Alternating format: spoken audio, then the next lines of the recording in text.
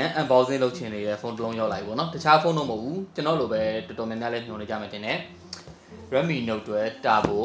ဒါမှ Harry Potter နဲ့ collaboration လုပ်ပေးထားတဲ့ special limited edition ကိုကျွန်တော်ဒီနေ့ unboxing လုပ်ပေးမှာပါဆိုတော့ကျွန်တော်ဒီနေ့ review နေကူညီပေးထားတာတော့ Omosel mobile ကနေပြီးတော့ကူညီပေးထားတာပါဒီလိုမျိုး special edition limited edition တွေကို review နေကူညီပေးတဲ့ Omosel mobile ကိုလည်းကျေးဇူးအများကြီးတင်ပါတယ်ဒီဖုန်းနဲ့ပတ်သက်ပြီးတော့ဈေးနှုန်းအတိအကျသိချင်တာပဲဖြစ်ဖြစ်ဒါမှမဟုတ်ဝယ်ယူမင်းနဲ့စုံစမ်းချင်တာပဲဖြစ်ဖြစ်ကျွန်တော် caption မှာ tag တွဲပေးထားတဲ့ Omosel mobile ရဲ့ page မှာတွားရောက်မင်းနဲ့စုံစမ်းဝယ်ယူလို့ရပါတယ်ဒီလိုမျိုး special edition တွေရောတခြားဖုန်းတွေအများကြီးရောစိတ်ကြိုက်ရွေးချယ်ဝယ်ယူလို့ရပါတယ်ဆိုတော့စာမဖောက်သေးခင်ဒီဘူးမှာတင်စိတ်လှုပ်ရှားစရာတွေအပြည့်နေပေါ့နော်ဒီမှာမြင်ရတဲ့အတိုင်းပဲစာအုပ်ပုံစံနဲ့လာတဲ့ box ကကျွန်တော်တော်တော်လေးဆွဲဆောင်နိုင်တယ်ထိဆုံးမှာ Hogwarts ဒါ Harry Potter ရဲ့ကားရကြည့်ရဆိုရင်ရင်းနှီးပြီးသားဖြစ်လိမ့်မယ်ကျွန်တော်ရဲ့ pronunciation နဲ့မှားရင်မှားလိမ့်မယ်ပေါ့နော်ကျွန်တော်လည်း Harry Potter ကြည့်ရဒါပေမဲ့ pronunciation တွေကခေါင်းထဲမှာအခုချိန်မှာအသက်နည်းနည်းပတ်လာတဲ့အခါကျတော့သိမမှတ်မိတော့ဘူးဆိုတော့ဒီအကြောင်းဝင်ရဲ့ဟာပါလာမယ်အောက်မှာ Harry Potter Wizarding World ပေါ့နော် okay ဒါကြီးကိုဖောက်မှာပါဆိုတော့ဟွာဒါလေးကိုအရင်ဆုံးကျွန်တော်ဖယ်လိုက်ပါမယ်ဟွာဒီမှာစပြီးတွေ့ရတာကဒီမှာ Drago Domains Nanquan Titelandes ဒါကတော့ကျွန်တော် Hogwarts ကျောင်းရဲ့ sound board ပေါ့နော်ပြီးတော့အောက်ဘက်မှာ Redmi Note 12 Turbo Special Edition featuring Harry Potter တဲ့ Easter egg တွေကတော့အများကြီးပါလာလိမ့်မယ်လို့ထင်တယ်ဆိုတော့ဒီဘူးကိုဖောက်မှာဒီဘက်မှာဒီမျိုးတော့ပုံစံလေးနဲ့ရှိမှာပေါ့နော် Hogwarts Gryffindor တဲ့ Harry Potter တဲ့ပြီးတော့ဒီဘက်မှာ spell တွေမျိုးတော့လည်းတိတ်မကောင်း Repedro Dizendo အများကြီးပေါ့နော်ဒီမှာ spell တွေတစ်ဖက်ကို2 4 6 6ခုစီ12ခုပါမယ်ဒီဘောဘက်မှာလည်းဒီမှာ spell တွေပေါ့နော်ဒီ spell တွေကြတော့ Lumos တို့ပါတော့ပေါ့နော်အနှစ်ကြီးဗျာလုံးဝတကယ် Harry Potter လည်းကြိုက်ခဲ့တဲ့သူမို့လို့လားမသိဘူးပေါ့နော်ဆိုပြီးတော့ဒီနောက်ဘက်မှာကျွန်တော်ဒီအသင်းတွေပေါ့နော်ဒီမှာ Slytherin ပါမယ် Gryffindor ပါမယ်ပေါ့နော် Ravenclaw ဖောက်မယ်ဆိုတော့ဒီဘူးကိုဖောက်ဖို့ကဓာတ်တွေပါတယ်မလို့ဒီမှာသူ magnet လေးကိုကျွန်တော်ခွာလိုက်ရုံပဲဝါဒီဘက်ဘေးမှာကျွန်တော်တို့ Harry Potter ရဲ့ပထမဆုံးကားတွေကအကြောင်းကိုခေါ်တဲ့စာအုပ်လေးပေါ့နော် Mr. Harry Potter ရဲ့ The Cupboard Under the Stairs တဲ့ For Private Driving Little Winging Surrey ကျွန်တော် pronunciation နဲ့မှန်တော့ကျွန်တော်မမှတ်မိတော့ဘူးဒီဘက်မှာအောက်မှာဒီထဲမှာကျွန်တော်လိုအပ်တဲ့ equipment တွေဘာတွေရေးပေးထားတယ်ပေါ့နော်ဆိုတော့ဖောက်ကြည့်မယ်တော်တော်အသေးကတ်ထားတာပဲဝါကွာခက်လိုက်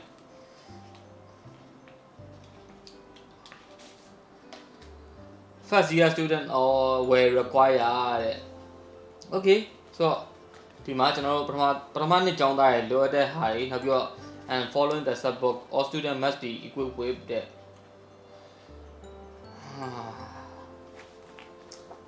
အနောက်ဘက်ကတရုတ်ဆိုင်ရနည်းနည်း cross တော့ဖြစ်တယ်မျက်စိချော်တယ်ဒီအရှိဘက်ကပြန်ကြည့်ပေါ့နော်မတရားကြီးမိုက်လုံးနေဗျာတကယ်ပြီးတော့ဒီဘက်မှာsim ejector လေးပါမယ်ပေါ့နော်ဒီမှာ sim ejector ကျွန်တော်တို့ဒီမှာ platform 934ပေါ့နော်ဒါ Harry Potter တို့ဒီ Ron Weasley တို့ညီကိုတွေHermione တို့ကျွန်တော်တို့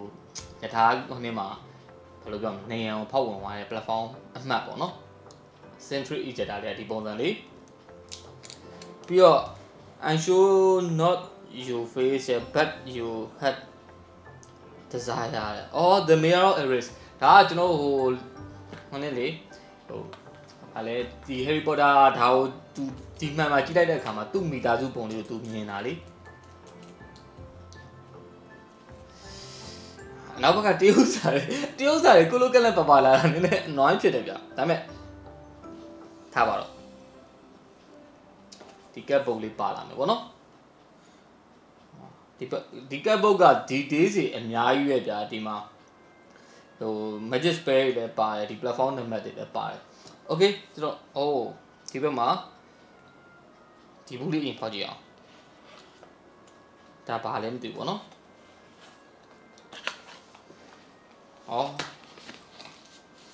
sticker ဒါအသင်း sticker တွေပေါ့နော်အသင်းအမှတ်တံဆိပ် sticker တွေဒီဘက်မှာ night bus တို့ဟို London မှာဟို London bus တို့ဒီ platform တို့အကယ်၍ Harry Potter ကိုအရန်ကြိုက်တဲ့သူ Harry Potter နဲ့ပတ်သက်ပြီးတော့ collect လုပ်ထားတဲ့ပစ္စည်းစုcollect လုပ်တတ်တဲ့သူဆိုရင်တော့ဒီဟာကိုဒီဖုန်းကိုမတရားသဘောကျမှာအမှန်ပဲသူ Easter egg တွေကကျွန်တော်ထင်ရတယ်အများကြီးပိုများတယ်အဲ့အပြင်ကျွန်တော်လုပ်ခုသမျှbrand တစ်ခုနဲ့ခု collaboration လုပ်ခဲ့သမျှဟို unboxing လုပ်ခဲ့သမျှ Honey ဖုန်းတွေထဲမှာဒီကောင် Easter egg အများဆုံးနဲ့အမှန်ဆုံးတော့ပြောလို့ရတယ်ဒီဘက်မှာ cover ဒီဘက်မှာသူနည်းနည်းလေး cover လေးကဒီ leather texture လေးနဲ့ plus ကော်နဲ့ပေါ့နော်ဒီဘက်ကကော်နဲ့ဘေးရကော်နဲ့နောက်ဘက်က leather texture လေးနဲ့အဲ့တော့ပြီးမှကျွန်တော်တက်ကြည့်မယ်ဘာကြောင့်ဒီလိုဒီဘက်ဘေးတစ်ခုလုံးဟာတာလည်းမသိဘူးပေါ့နော်ဒီဒီမှာဟာ Redmi Note 12 Turbo တဲ့ဒီဟာ map ဟိုနည်းပုံစံလေးကိုသူလုပ်ထားပါတော့ဒါမလေးဒါတရုပ်စာဟောဒါအကုန်လုံးကတော့ဒါကတော့တရုပ်စာတွေပဲပေါ့နော်ဒီဟာလေးကကျွန်တော်ထင်တယ်ဟိုသူကိုပြောက်ဝတ်ရုံရှိတဲ့ဟာကိုကြည့်ရဟာလားဘသူရဘယ်မှာရှိလဲဆိုတဲ့ဟာကိုကြည့်ရမှတ်မိသွားပြီခေါင်းထဲမှာနည်းနည်းအဲ့ map ပုံစံလေးလုပ်ပေးထားပါတော့ခောက်ထားတဲ့ပုံစံလေးအစားအောက်မှာတော့ဘာမှမရှိတော့ဘူးပြီးတော့ဒီမှာဖုန်းရှိမယ်ဖုန်းကိုတော့နောက်ဆုံးမှကြည့်မယ်ဒီမှာသူ have with the golden snitch တို့ပေါ့နော် Quidditch Howard expert Goblet of Fire number 2000ဒါ Harry Potter မော်ထုတ် sorting hat ပေါ့နော်မော်အုပ်ထုတ်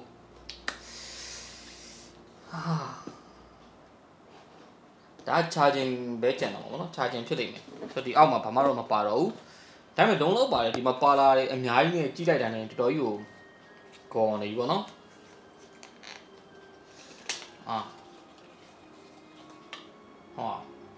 အကယ်၍လေဒီ charger adapter လေးဒါလေဒီလိုမျိုး things တစ်ခုခုထည့်ပေးလိုက်မယ်ဆိုရင်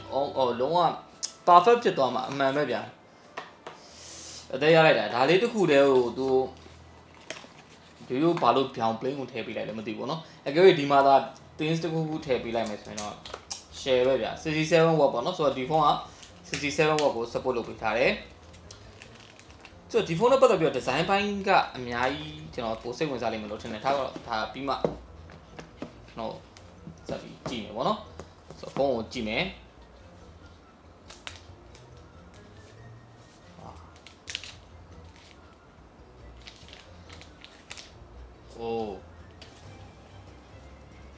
ဒီစာလေးတွေကလေ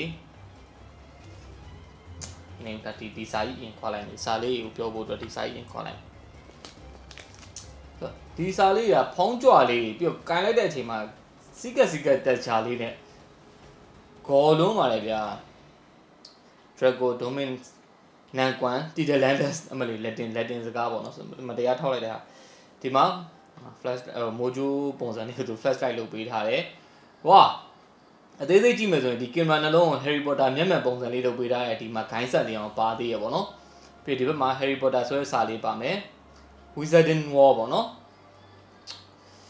ဝါဖုန်းကပေါ့တယ်ဗျကျွန်တော်ထင်သားသလိုမျိုးလေးနေရလည်းမဟုတ်ဘူးပြီးတော့ဒီမှာ headphone jack ပေါက်ပါမယ်အောက်ဘက်မှာ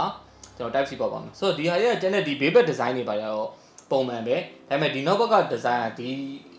Howard ဟိုနေ logo ပေါ့နော် logo လို့ပဲ logo ကတော့ logo နဲ့ဒီ Harry Potter စာလေးကမတိမတာပပလေးဖုံးကြွလေးလုပ်ပေးထားတာဟိုဖူးထွက်နေရမျိုးမဟုတ်ဘူးဗျာသိလားကျွန်တော်အဲ့လိုမျိုးလုပ်ပေးထားတဲ့ design တွေတွေ့ဘူးတယ်ကန်လိုက်မယ်ဆိုရင်သူဖူးထွက်နေတာပေါ့နော်ကဲကြာပါပြီဗျာကျွန်တော်ဖုန်းကိုဖွင့်ကြည့်လိုက်အောင်အထက်ကသင်းစီ UI တွေဘယ်လိုရှိမလဲပေါ့နော်ကျွေးတယ်ဗျာတကယ်ဒီဖုန်းကကျွန်တော်တကယ် personally ဟို collaboration လုပ်ထားတဲ့ဖုန်းတွေ unbox လုပ်ရတဲ့အချိန်မှာဒီကောင်ကကျွန်တော်ပဲ Harry Potter ပိုကြိုက်လို့လားမသိဘူးဟိုတလောက Batman edition လည်းကြိုက်ကြရတယ်ထင်တယ်လူကြည့်ရများတယ်ဆိုတော့နည်းနည်း cover လေးပါလေးတက်ကြည့်လိုက်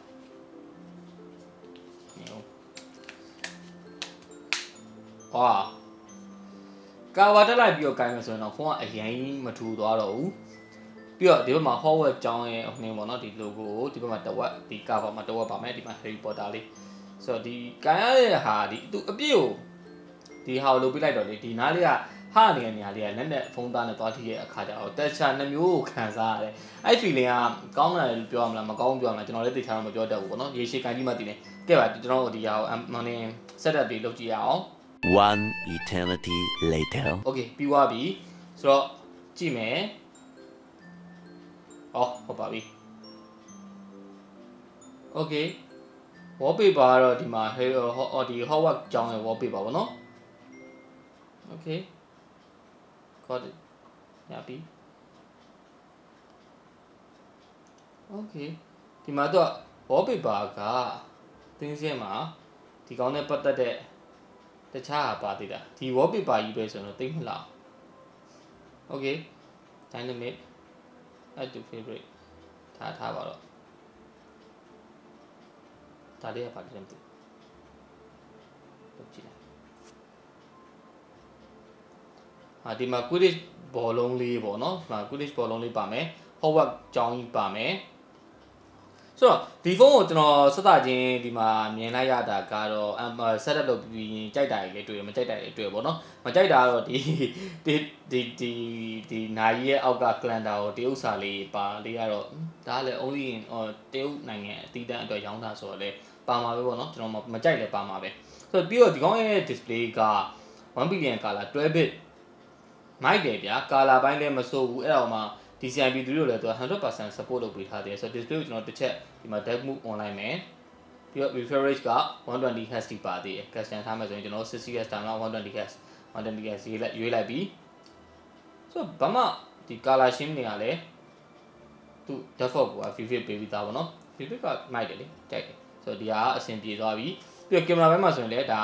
main sensor 64 megapixel နောက်8 megapixel 2 megapixel ပေါ့နော် default နောက်ပြီးတော့ performance ဘိုင်းမှာတော့ကျွန်တော်တခြားပေါက်ဆန်းရမယ်ဗျာဘာလို့လဲဆိုတော့ဒီကောက်မှာသုံးပေးထားတာ Snapdragon 7 Plus Gen 2ကိုသုံးပေးထားရဆိုတော့ဒီ chip က performance ကဘယ်လောက်ရှိလဲဆိုတော့ကျွန်တော်အခုဒီဖုန်းပေါ်မှာပထမဆုံးသိရမှာပေါ့နော်အဲ့တော့ဒီဟာကျွန်တော် review ကြမှာပဲအသေးစိတ်ပြောမယ်အကြောင်းအရာဖြစ်သွားလိမ့်မယ်ဆိုတော့ဒီမှာ details pack ပေါ့နော်ဒီမှာမြင်ရတဲ့အတိုင်းပဲတွဲ turbo မှာ addition နဲ့ဒီမှာ device မှာသူရေးပေးထားပါတယ်နောက်ပြီးဒီမှာ CPU မှာကြောက်သူဒီဘာ chip ဆိုတာလည်းမရေးထားပဲနဲ့ auto core maximum performance က 2.91 GHz တို့ပြောရေးထားတယ်ဆိုတော့ဒီဖုန်းနဲ့ပတ်သက်ပြီးတော့တခြားပြောစရာတွေကတော့ဘာမှအများဆဆမရှိတော့ဘူးအဓိကကတော့ဒီ collab လုပ်ချင်တယ်ဆိုတဲ့သူတွေကတော့တခြားပေါက်သဘောကျလိမ့်မယ်နောက်ပြီး Google service ကတော့ပါမှာတခြားပေါက်အမှခံလို့ရပါတယ် Google basic Google service ဒီမှာတန်းပေါ်လာတယ် online ပြီ Okay ဒါ Google service ရဲ့အဆင်ပြေတယ် ringtone လေးကိုများ Harry Potter နဲ့ပတ်သက်တဲ့ဟာတစ်ခုခုထည့်ပေးထားမလားပေါ့နော်နည်းနည်းဆက်စုလိုက်အောင်ဒီမှာ additional setting ဟုတ်ပါဘူးဒီမှာ sound attach ringtone ကတော့သူကျွန်တော်တို့